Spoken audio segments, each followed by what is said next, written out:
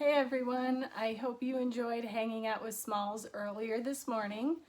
This is Sugar and I am going to talk about how to be prepared when you're out on a hike. So there are different kinds of hikes that you may go on. Some can be really short, they might be in a local park.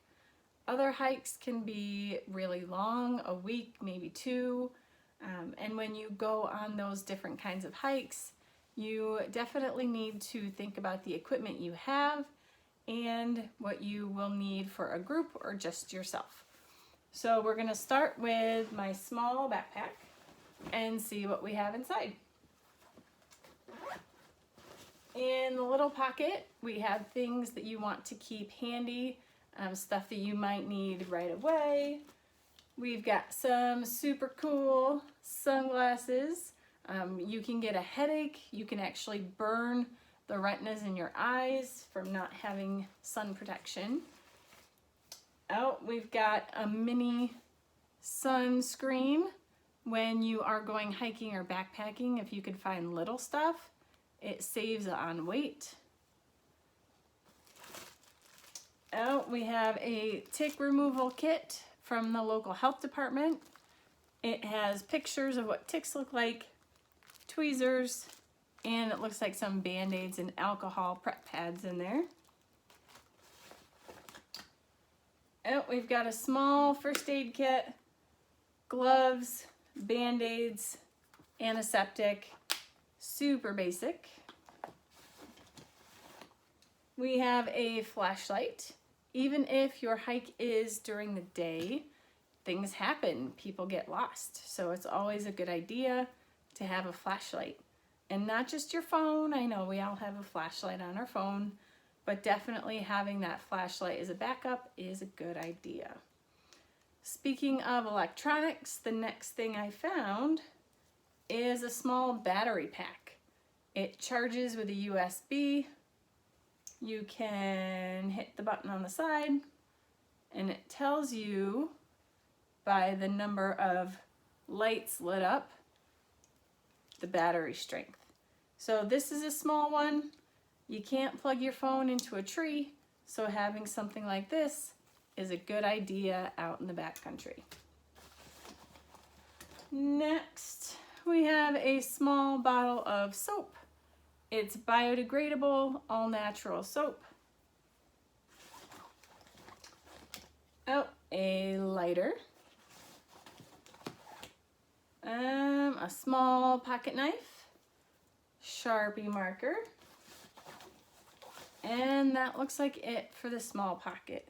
Why do you think a Sharpie marker might be necessary on a hike? Any ideas? When you are performing first aid on someone, sometimes you need to record times, dates, places. So a marker is a good idea. This I haven't even opened yet. It's a backpacker's tarp. Once you take the wrapper off, it's in a little bag, packs down small. Tarps can be used for shelters. My girls that were at Amahami this past fall learned about different survival shelters, how to deflect heat from the fire back to you to stay warm. The next thing that came out, NYPENN Pathways bandana. I've got two. Bandanas can be used to cover your neck if it's hot so you don't get a sunburn. They can be used as a hanky if you gotta blow your nose. They can be used to wash yourself, wash dishes. Many uses for bandanas. I've got a small drawstring bag. These help keep all your stuff organized in your bag. If you have first aid items in one, extra clothing or socks in another one. Some people get really fancy and they color code what goes in each bag. I personally like to bring this along when I travel, when I'm in the car. It's this small travel bag, but when you take it out, and it's a funky print, I know, but this big thing is actually a silk sleeping bag liner. It goes in your sleeping bag to give you extra warmth. It's really lightweight. It will keep you warm when it's wet. And if you're traveling to different places, it can also help protect you against bed bugs. I know that's gross, but if you have it in between you and the sheets, that's a good idea too. It packs up really small, so when you travel, it doesn't take up a lot of space. Okay, survival knife. We've talked about these in a few of my classes. Always make sure you know how to safely handle your knife. This one has a striker on it for fire. The side even has a sharpener, and the sheath will protect it when it's in your bag. You want to make sure your blade is covered so you don't reach in your bag and cut your hand. Always hold the sheath and slowly pull out your knife. This is a full tang knife. The metal goes from the top through the handle, which makes it really strong. When you put it back in, have your sheath, slowly put the knife back in, and make sure you're closed. Always good to have a knife. And we've got, oh, there's one and two tuna packets. These are light. There isn't a lot of waste, and you don't need a can opener to open these. What's also good about tuna packets, and I know some people don't like it, but it's protein. And when you are hiking and on the trail, you want to have protein in your system. I know, chocolate chip granola bars are awesome, but you need real food too. And, oh, I've got a journal. Some people, when they hike and they go to new places, they like to record their thoughts. Maybe write down where they've been so they can remember. Oh, I found a really important one for me. These are little coffee packets. All you need is hot water. They're delicious. Okay, so this little bag has a few things in it. Another, what's this? I know I have a few things like this. It's a striker to make fire. So I already had one of those on the knife. I already had a lighter. Oh, we got another mini lighter. And I see it. Matches. And now these matches are in a waterproof container. So if you haven't noticed, fire is really important. We'll talk about why in a bit. A travel toothbrush. I don't know about you, but when I travel, I don't want to be stuck without my toothbrush. And it looks like I have another tick removal kit, some more tweezers. What else? Here we go, Larabar. They're one of my favorites. Good trail food, real stuff, not a lot of sugar. All right, so I think that's it for the small bag. Now, when you go from a day hike, a short one, to a longer hike, you may need a bigger bag, and it's a good idea to take more stuff. So if you're doing a 1, maybe 2 night, you can get away with a medium-sized bag. So this guy right here, in front of it is a cooking pot. And this one I like because when you open it, there goes the lid. There are these 2 things inside, and it all stacks. You can use these as plates. You can use them as a lid for your bowl, or you can use them as a cutting board.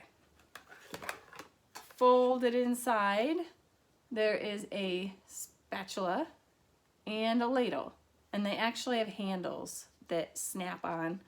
They're just not in with the rest. Next, this didn't come with the set, but I definitely enjoy having it. This little thing, and it smushes down, is a coffee filter. So you put this over your mug, put the coffee inside, pour the hot water on top, and your delicious coffee comes out the bottom. Definitely essential for me. Then we keep taking this apart, and there are 2 bowls inside. Now notice everything here is plastic or stainless steel. You don't want things to break when you are on the trail. A pot, a metal pot, is also a good idea to have with you because you can boil water if you ever needed to purify it. Next, talking about water, is a filter. So this one is a pump. It has a handle, and inside the bag there is a hose. So you would connect the hose to the filter. This part that floats goes in the water, and you would pump the dirty water through the hose into the filter and come out the bottom into your container. Now this actually has a cap that screws on the bottom. You never want the dirty end to touch the clean end.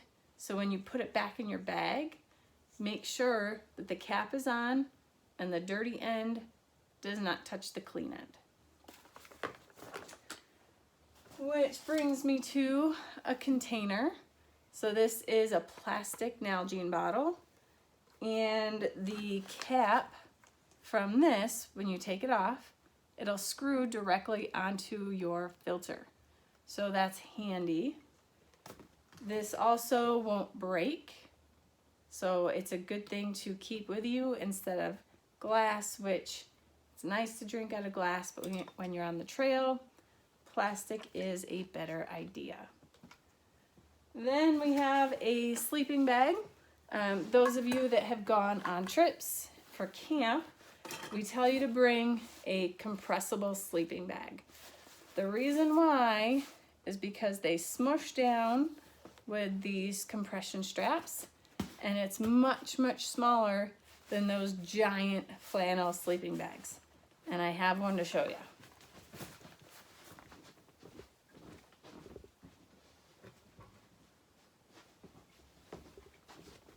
So this thing, it's fine at camp, but you don't want to carry it on your back. This is much better than this. In our bag, I have a travel towel.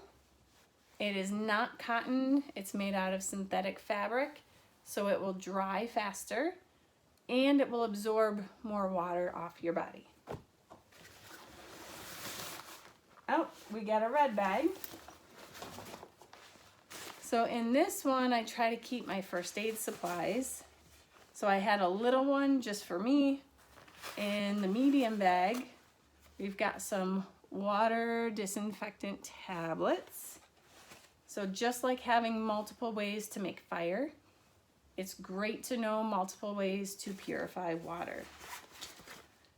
More matches in an old pill bottle.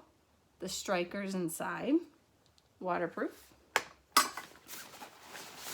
I have my lifeguard fanny pack. Inside there's gloves, CPR mask, Band-Aids. Then depending on your activity, it's a good idea to have, I have Stop the Bleed packets. It's like a powder. It makes your blood congeal faster.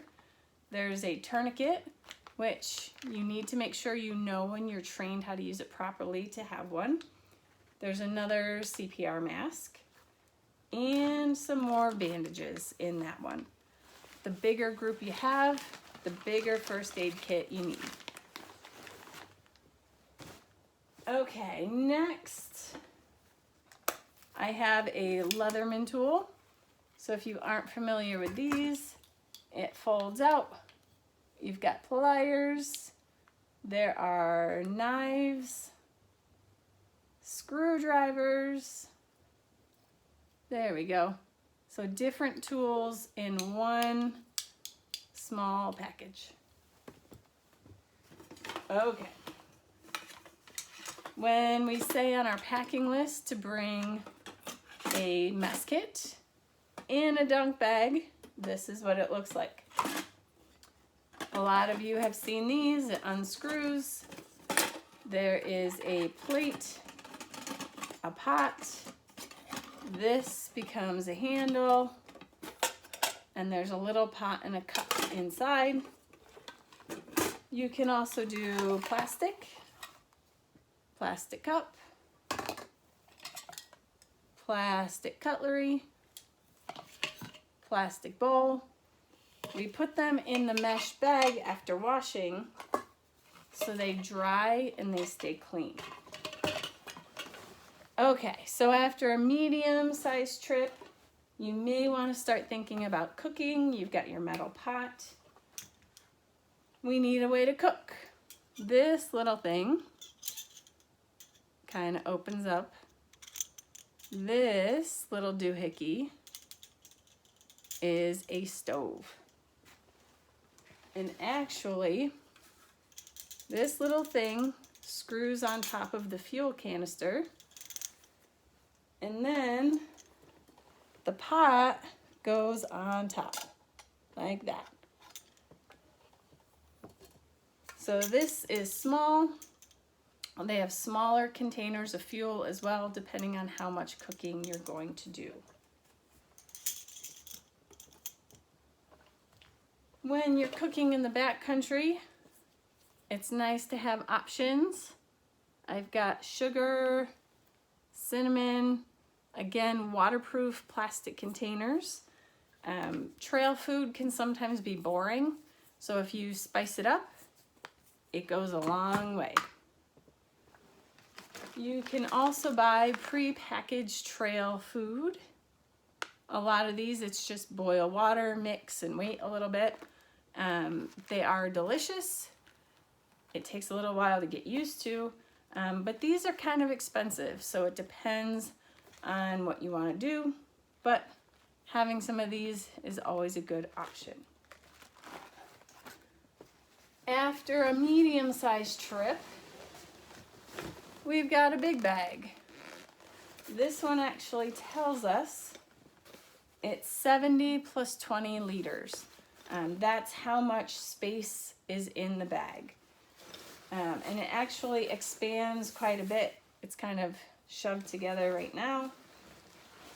This bag has, and you can see the tube. I'm sure a lot of you know what that is. It's for a Camelback. It's another way to carry water. This is actually called a bladder, and it slides inside your bag. As you drink the water, it shrinks so it doesn't take up as much space. You can use this to just drink out of. You don't need to stop and unscrew a water bottle. And if you're going on a longer hike with more people, we have another first aid kit. This one has more bandages. There's an emergency blanket. Some I just found hand sanitizer. Yes. What else? Triangular bandages. It's always a good idea to have lady supplies. Cool. That's exciting. I didn't know the hand sanitizer was in there.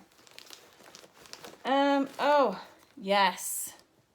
Just like I had field guides for plants, I have a field guide for wilderness first aid.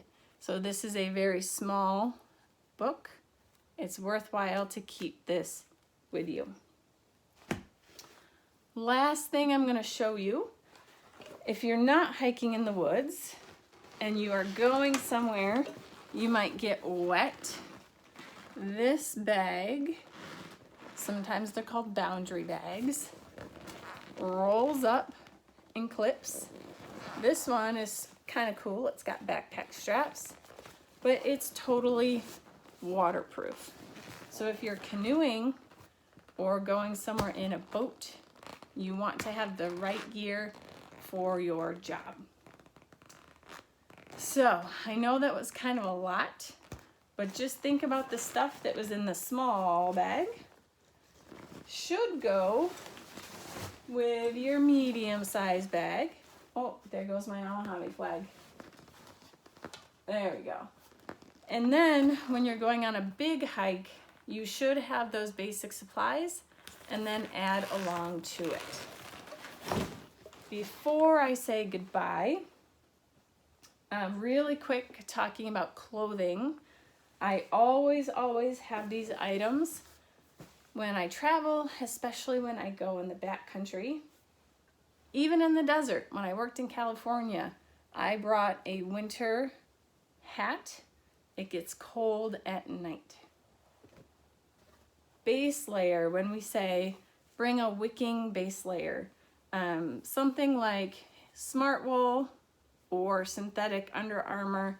It fits tight to your body, it pulls sweat away from you, and it keeps you warm and dry. So we've got the hat, the top, the pants. I know, they're funky. Then we need a mid layer. So besides the clothes that you're wearing, a fleece jacket. I try not to wear hoods because if you have a long sleeve shirt, a t-shirt, a hood, and a coat with a hood, it's a lot. And if you have a big pack on, you want to stay away from lots of things getting bunched. And that's why you have your hat. Then to go over everything, we've got a rain jacket with a hood and rain pants to keep you dry. So those items, base layer, mid layer, and over layer, can keep you warm, keep you dry in all weather, in all areas. It's a good idea to have them. When you stay warm, when you stay dry, and when you have some snacks, and especially having a way to purify water, you really can enjoy your hike and have a great time wherever you go. So if you have any questions, drop them in the comments below. I know I'm trying to be cool. So just let me know. I hope you all have a great day and enjoy the rest of the programming. We'll see you soon.